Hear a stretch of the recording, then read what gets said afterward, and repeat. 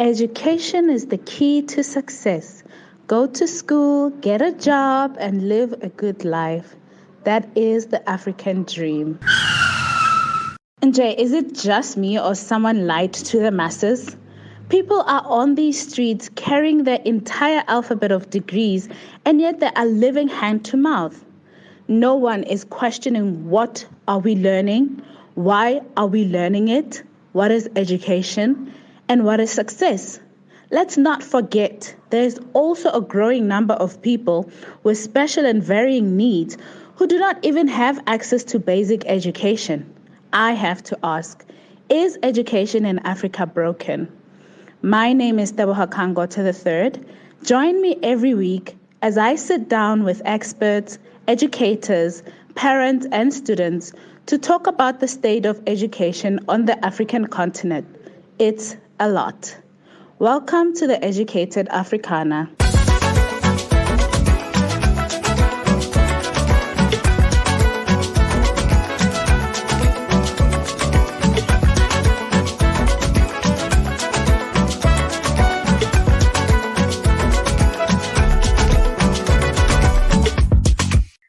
Joined today by Florence and Elizabeth. Emily is coming and she'll join us a little bit later, but we are discussing one of the closest topics to my heart today, education for children who are differently challenged or differently talented, or others could say differently gifted. So these ladies come from all walks of life, and I would like to give them just a moment to give 2-3 sentences of who they are and how special education connects to them personally. Florence, welcome. Thank you, Tebogo. It's my pleasure to join this discussion, this conversation this evening. Yes, my name is Florence Chawelwa, and I'm from Zambia. Special education resonates very well with me because of the work that I've been doing over the years. And some of that work is to help the disadvantaged in our communities. About 7 years ago, I came across a lot of, because of my work, a lot of children with that are exceptional. So it's something, I'm not working anymore in that particular space, but it's something that has touched my heart. And I actually decided to go to school to do another undergraduate degree in special ed education so that I could be of more benefit. So that is how I am so attached to special education. Thank you so much for that. I like that you said so that I can be of more benefit. That is so selfless. That really just stood out for me. Miss Elizabeth, please, if you can just give us a little bit about who you are, how does special education connect to you, and what your role in it is. Thank you for giving me this opportunity to be on this program. I'm so excited because it's special education is something which is, I think, part of me. I consider it to be part of my life. So I'm a specialist teacher who is trained as a special needs teacher. And I'm currently working with children with different disabilities, which are intellectual disability, visually impaired, hearing impaired, Down syndrome, and also children with cerebral palsy, just to mention a few.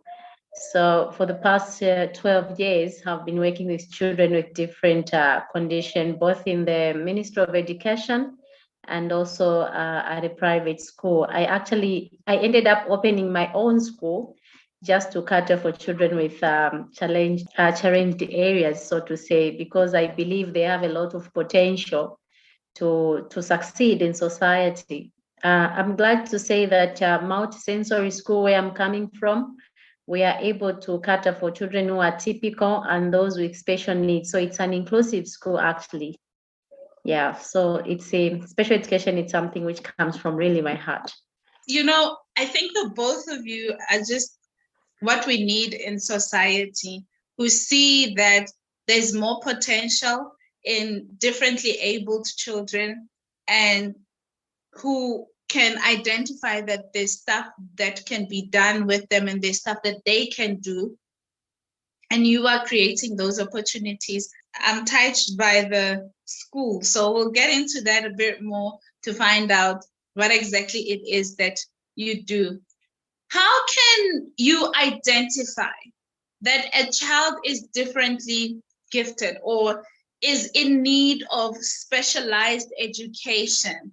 Now, I'm talking about a child who is not easily noticeable, because I think children who are blind, visually impaired, that is obvious, and they can be observed in their infant years. But what about those who are, typically appearing, but there's things that are happening that people are not aware of? Miss Florence, how have you done it in the past, or have you had an opportunity to be the person who says, hey, I've observed this, and I think this is what is happening? What are the things that, let's say a listener is a parent, can look out for to say, okay, my child might just have some special needs?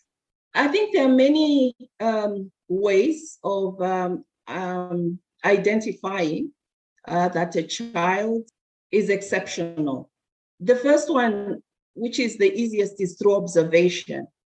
And this is not only, I think this can not only be done by, for example, specialists, but also parents who, when a child is born, for example, maybe at the age of 3 going onwards, they are able to notice that the child is not a child that is average in terms of the things that children do, so the developmental stages. So the parent will be able to observe that this child could have a problem. The other way is when the child is being taken, for example, for under 5 clinic, the doctors may be able to identify or notice certain traits in the child. But for those children that are of preschool going age and also primary scholars, it is the teachers that are able to observe the child, that the child is not an average child. When we say an average child, it means either the child is below average or the child is above average. So those are what we call the exceptional children. Now, besides observation, there are other ways of assessing the child. So it's called assessments. And there are different batteries that are used to assess a child, meaning there are different ways of assessing. You can use questionnaires, you can use certain tests, you can use IQ tests. But for IQ tests, I think in Africa now, we have an argument. And the argument is that the tests that are being administered to the children in Africa are biased to those that are in Europe. So we are working on ensuring that we have our own kind of batteries. And I think for Zambia, for example, at the University of Zambia, there's a battery that has been put in place that has been tested, I think, for about 5 years now. And I think another one also. So maybe just to elaborate a bit on these assessment tests.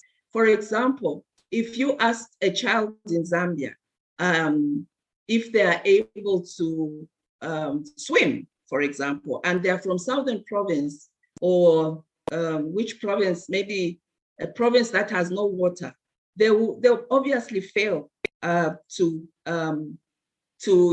communicate or to connect with water.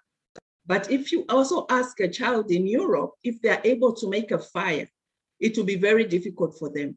So those are the things that we use, the assessment tests, the batteries, observation, to try and see if a child is average, if a child is below average or is above average. If someone doesn't know, you can tell that there is some experience in the way that you're speaking. What is the biggest challenge, Miss Elizabeth, that you have noticed with people, especially in Zambia, who have children who are different, especially in the homes? The biggest challenge is to help parents to understand the children, or to acceptance, both for parents and also for individuals who have maybe learning disabilities or any condition. The fact that parents cannot accept that my child is in this state, it makes it more difficult for the child to understand themselves. And it also makes it difficult for us teachers to implement what it's supposed to be implemented, because you try to implement certain strategies to control behavior, or strategies to control social skills, strategies which can help the child acquire speech. Then the parent says, why are you doing this? My child is not in this category. So it has made specialists to have challenges on how best we can help children who are challenged. And also, even when you give them a referral, like Ms. Florence has mentioned about the University of Zambia, it's one of the places where we refer our children for further assessment. But it is very difficult if parents haven't accepted to say their child has a challenge and they need more investigations, more diagnosis, so that we know what is the right things to do with them. So it has even brought kind of a breach in terms of what academic things they can do. Lack of acceptance makes parents to have a vision to say, okay, I want my child to be a lawyer. I want my child to be a doctor.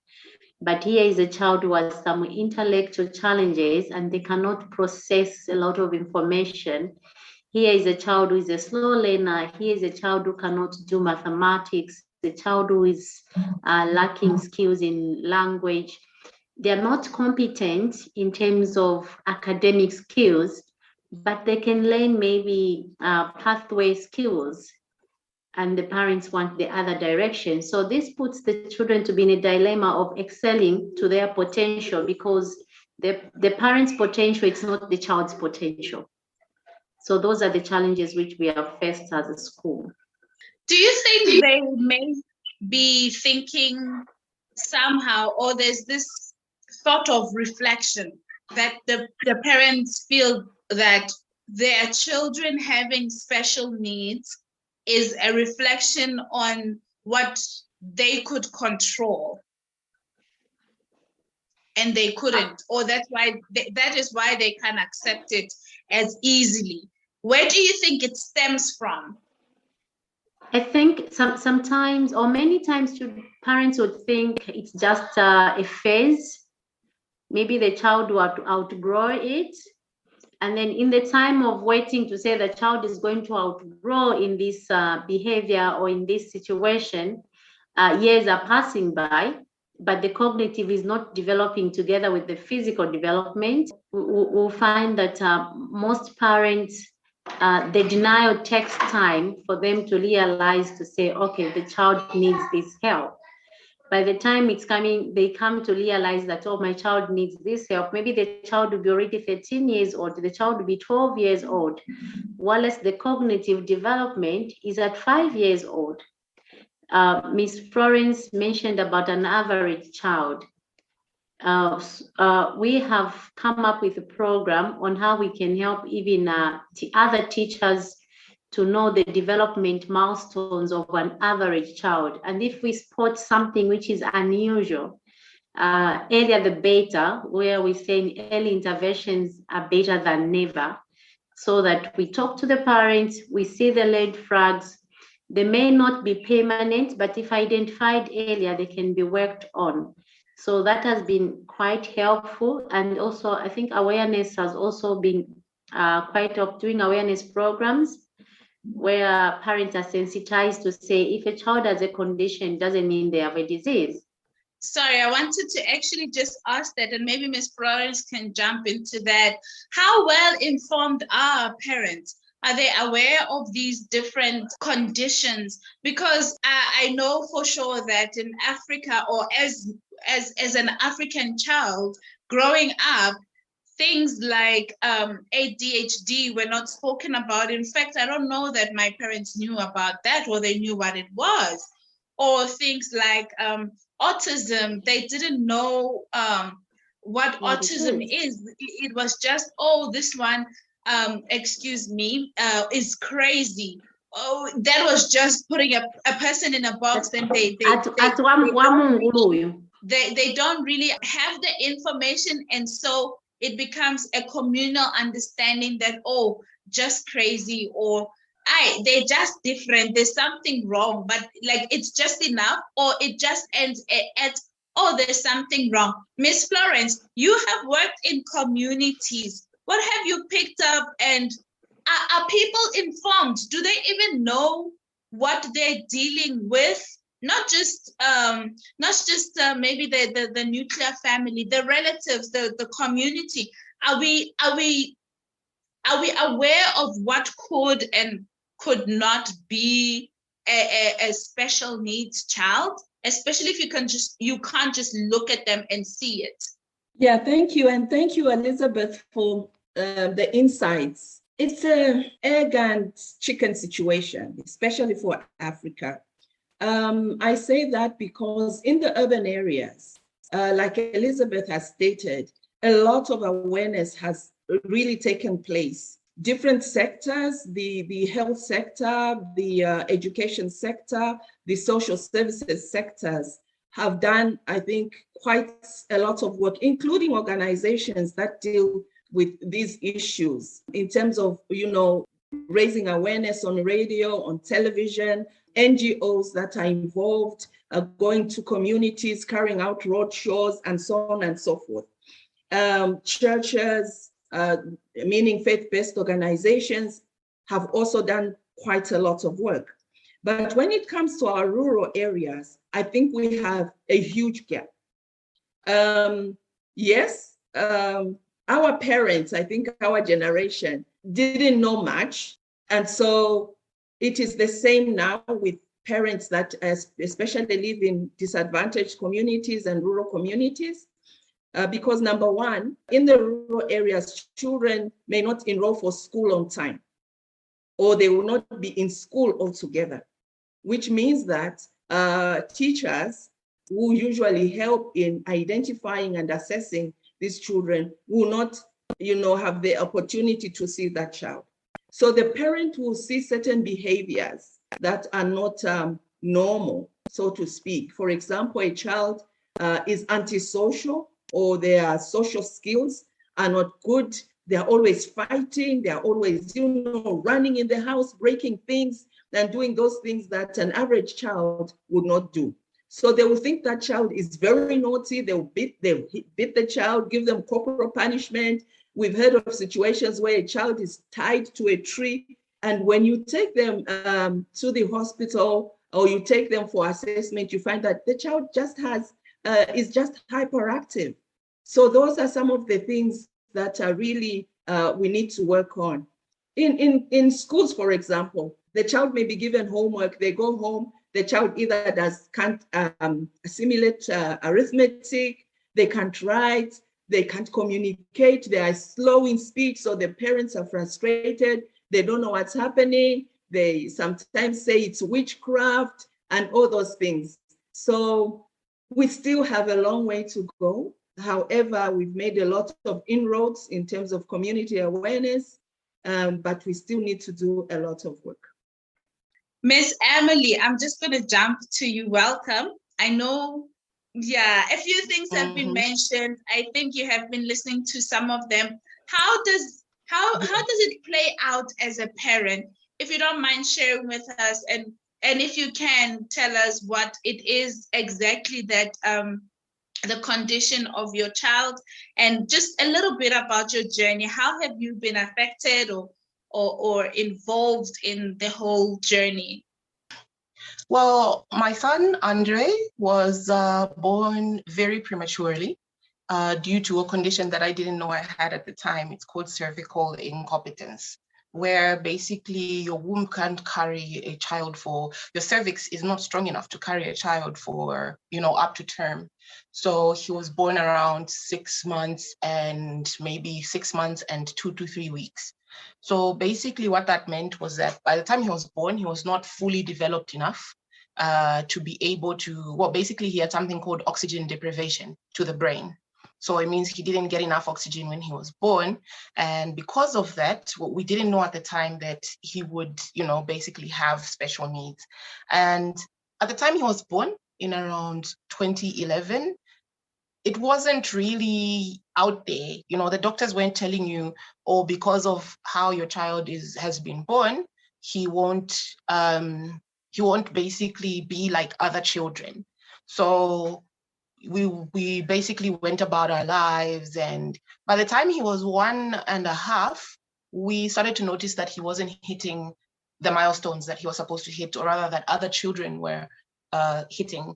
Now, because of, when you're reading all these parenting books, you're reading all these books about, how best to raise your children and everything, they always tell you, no, don't compare your children to other people's children because their development is different. So I was thinking that, maybe he's just developing slowly, but eventually with home training, we managed to get him to walk. But then we noticed that when he was supposed to start speaking, he hit 2 years old and he wasn't speaking. So at first, before he turned 1, he could, of course, mumble something. Like, I think he would say 1, 2, 3. And then by the time he turned 2, he had completely lost that sense of speech. And of course, the first thing that Africans go to is witchcraft. People just say it's witchcraft. It was a witch hunt, basically. And when you have no alternative, rather, you let people help you with their solutions, even though those solutions are unorthodox. So we went through that phase. And then finally, when he wasn't hitting his milestones at 4, we decided to take him to UTH, basically. So UTH, it was a matter of, from the period of 4 to now, we have the diagnosis that they give us is a suspicion of autism, but it's never a clear diagnosis of autism because he has a sensory processing disorder, he has ADHD, he basically has issues gripping objects, so he's got some physical issues as well.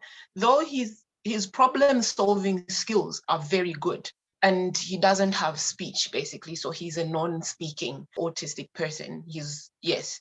So with all those things, it had also baffled the doctors because on top of it, when he turned about 4.5, he started getting seizures. And we didn't know that seizures actually also were a part of, the oxygen deprivation to the brain and the autism, because it turns out that some autistic children get seizures. After that, we went a long time. He couldn't just be at home, basically. We wanted him to be able to grow and develop. Of course, we knew he wouldn't grow and develop like other children, but we wanted to get it to as best as we possibly can for him to at least get to a place where he can help himself. Yeah, so what had happened was we were in these schools, these expensive schools, and we take him to this school and it has all these, you think that for the price, it's going to cover everything. But unfortunately, it was a situation whereby they were not specialized. Most schools are not specialized for autism. Most of them have mixed children with different disabilities, so they weren't able to pay attention to his particular needs. So we ended up having a long time where we were spending money and we weren't seeing much of a change. So we had to take him out of school because it was way too expensive for us. We tried government schools. They didn't have the facilities for autism because they usually have sign language for, of course, deaf children. You have the ones they call the usual disabilities. So his disabilities weren't really catered for. And once again, we had to take him out of school. So we found a school finally where they had experience with his condition. And once we had that school, unfortunately, we hit bumps with funding. And because you have to choose now between his medicines and his funding. And how I wish we had government schools. My gripe with how it's going right now is that we don't have public schools where we can just take our children and they can learn and they can be helped and taught. It's so hard to get into, let's say, to get into the Chainama school or the Unza school. And if it's the Chainama school, it's mixed, so they won't really still pay attention to him. There's another school called Kapiliomba, which is also a private, a public school. With Kapiliomba, of course, they have other special needs, but then his special needs are not catered for. So for me, I feel like the condition of autism is, yes, it's an unknown in our country, but I feel like people should pay more attention to it, because there are actually more children who have this condition compared to, like, you know, how people think about it. People will think it's just madness, take him to Chainama, you know, or take him to a home. And I love my child, I can't have him in a home, he's mine. But yeah, that's, as a parent, our biggest struggle is, one, the finances. Financing is so hard for children with special needs like autism. And another issue that we have is just the lack of schools and the lack of teachers, the lack of specialists. We have to basically move heaven and earth to find that for our children. And it's so emotionally taxing, it's financially taxing, and I think on the child as well, because he feels left out. Usually he sees other children going to school. You know, you can't put him in a normal school, because my child was bullied severely when I tried to put him in a normal school. That's when I didn't understand what he was going through. So just those, you know, how expensive it is, how we don't have specialization on these issues, and how difficult it is just to find a school for these children. It's just really frustrating for us parents, but we make do with what we have. And we are, like, I'm grateful for the services that we actually do have for our children, but I feel like we really need more. I think we just need more. You know, as you were speaking, before you came in, I just said that I'm also a teacher, and I have the blessing to be working in a school that, you know, brings parents who can afford that unaffordable, but like you said, it puts then everybody else, which is usually the majority of the everyday person, me and you included, very far from resources, because the ones that are there, they are quite expensive, and the 9-to-5 dad, 9-to-5 mom can't really afford such expenses. And it's so heartbreaking to hear that, you know, you reach a point where you have to choose now, is it his medicine or his schooling? That is such a hard decision to have to make. And you know, my heart just goes out to you. And this, I believe, conversations like these are what will also propel the wheel to move forward a bit faster. And it's my hope that more people will get to hear this, and more people will get to understand, especially what the parent goes through, and come up with ideas or ways that we can assist, and that we can, you know, push even our own government to create more resources for children and adults, because we have adults who have never been diagnosed and who are, you know, just going about their lives. Others are in the streets because, you know, they've just given up with the frustration of what you said, being bullied, being treated differently. They can't express themselves. And, you know, autism is one of those illnesses or one of those conditions where it's a spectrum. It's not just one explanation for all people who have autism. It's a lot of things. This one could have this one could have that. This one may have speech, but it's limited. This one may have that, but it's not. You know, there's just so much. Miss Elizabeth, I know you want to weigh in. Please go right ahead. I agree with what Miss Emily has just stated, especially that most of the government schools are not able to offer education to children on the spectrum.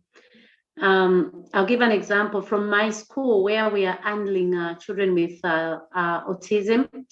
We had 5 children who wrote grade 7 exams, and they got 595, others got 550. But when it comes to going to secondary, which is grade 8, believe me, there's no school which they can go to. No one knows how to handle them. So we can imagine the gap which is there. We have Munali secondary school can only handle the VI, which is visually impaired and hearing impaired.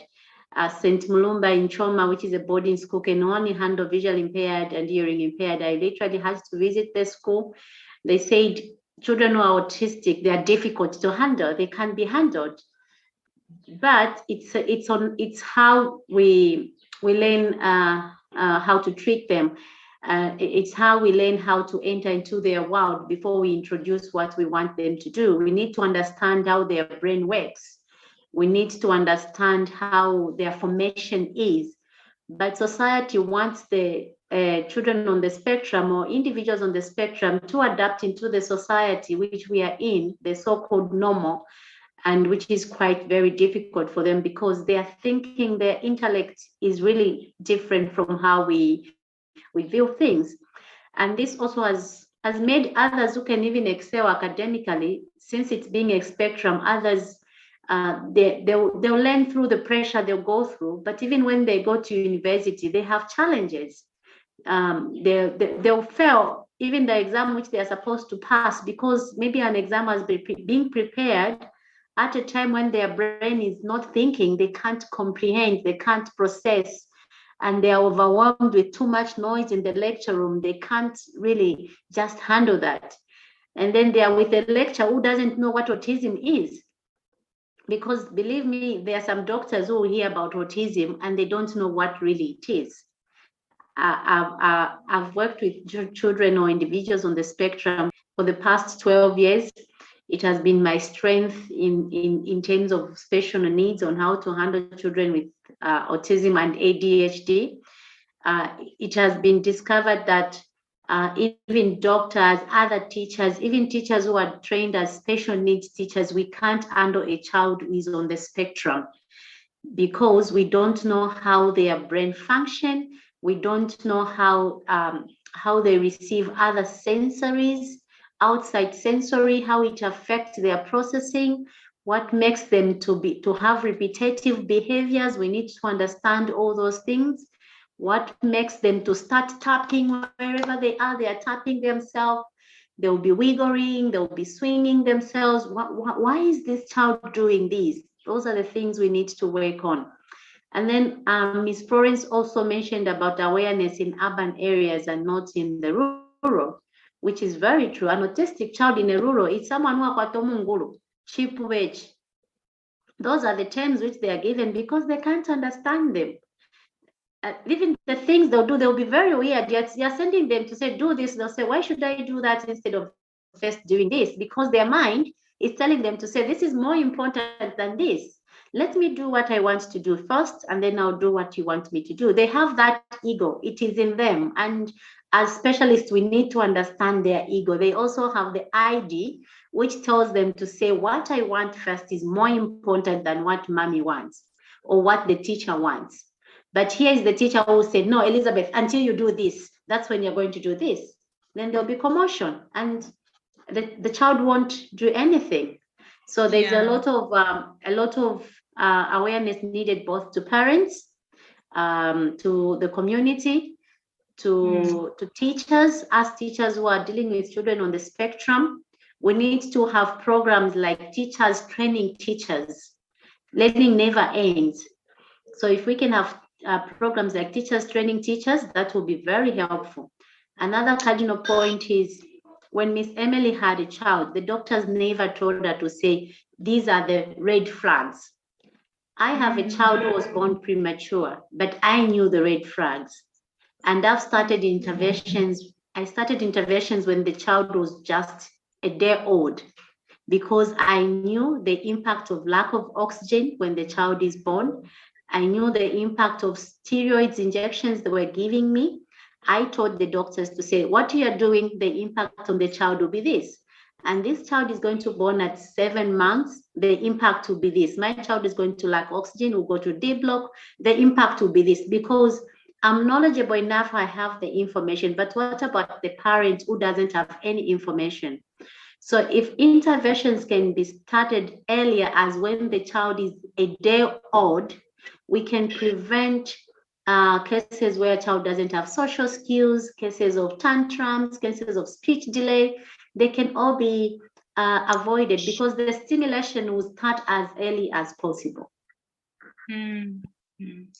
Wow. I am hopeful that this podcast is going to be heard by people who can help us with these interventions, because they are important, they are necessary.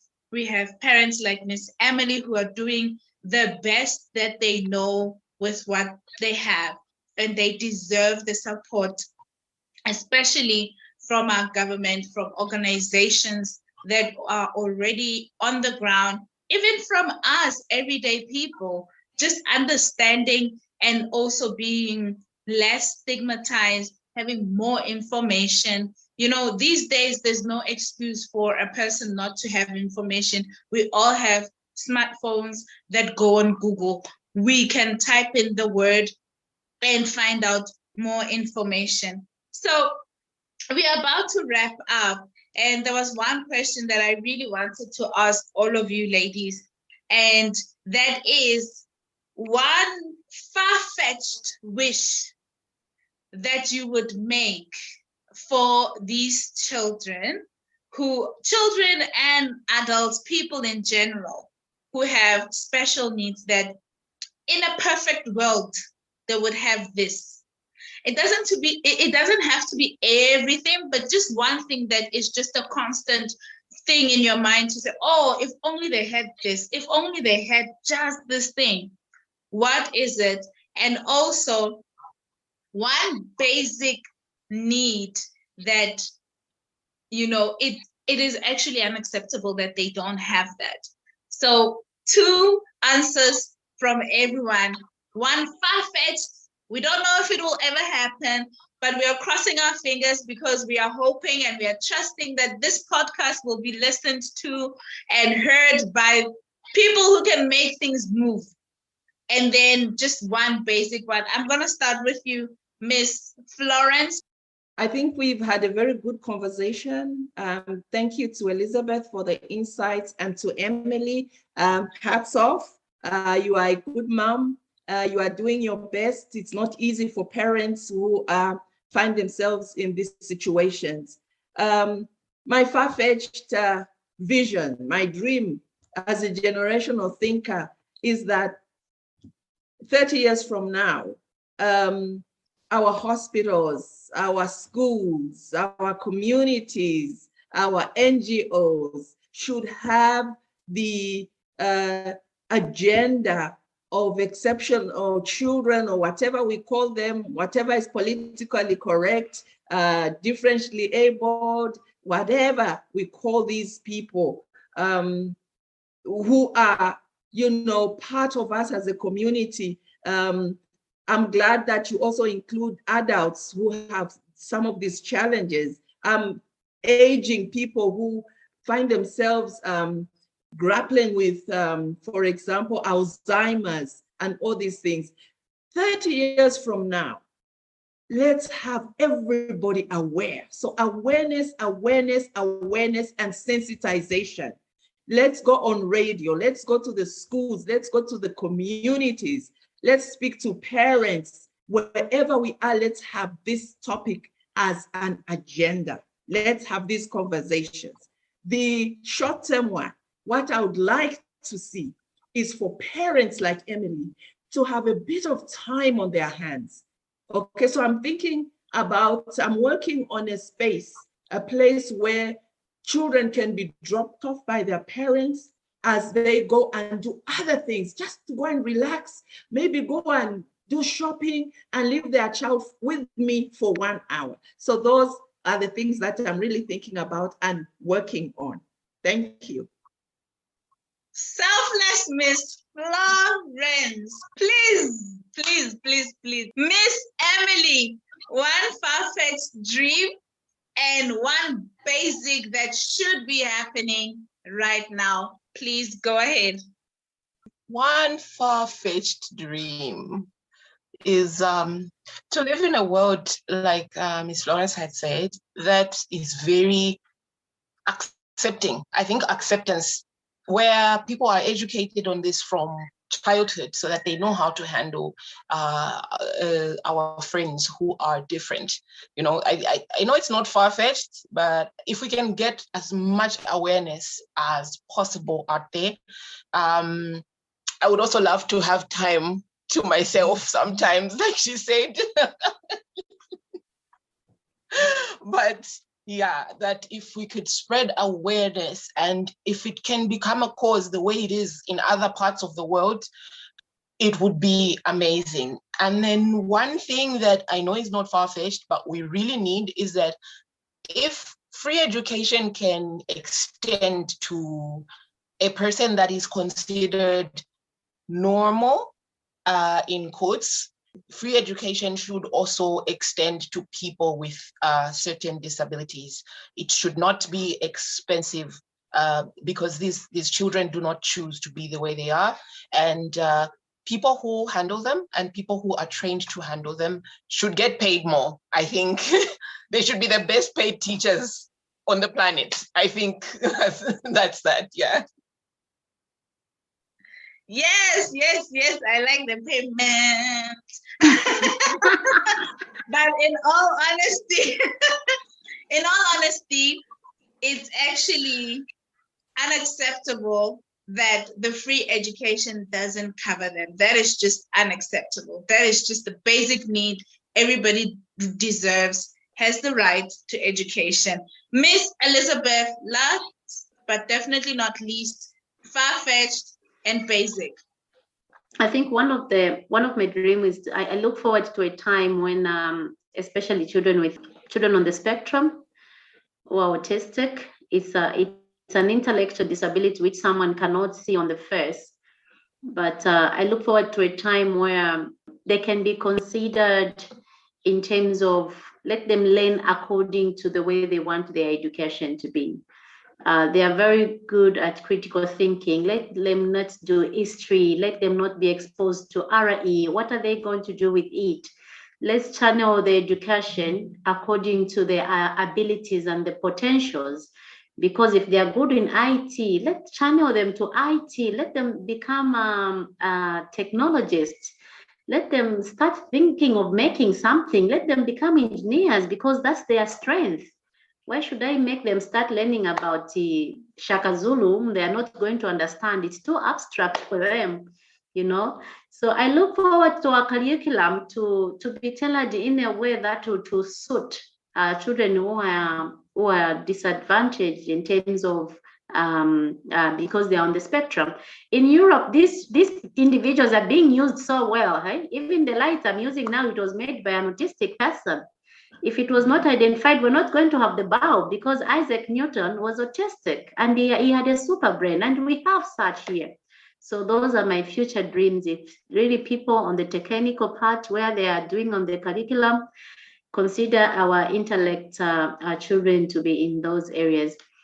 Well, it's one of the basic need.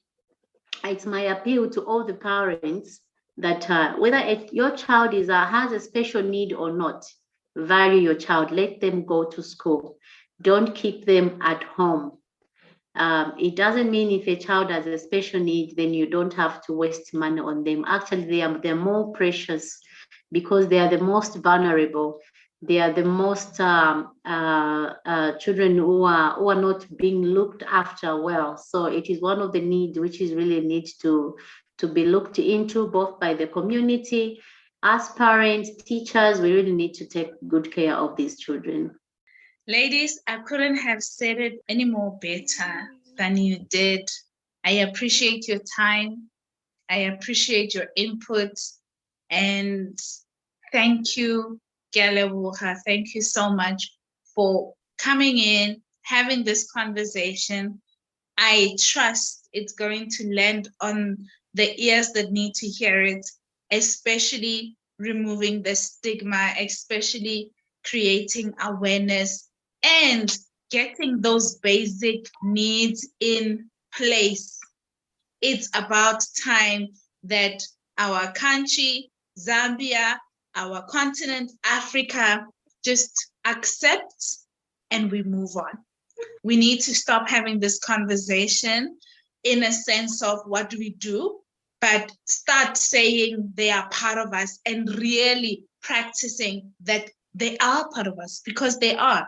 They are brothers, they are sisters, they are children. Thank you for listening to the Educated Africana. I'm Tebogo Kangote. Bye. Be part of the solution. Talking is not enough. We need action. So I am challenging you today. What are you going to do about what you just heard? Tell us all about it on social media.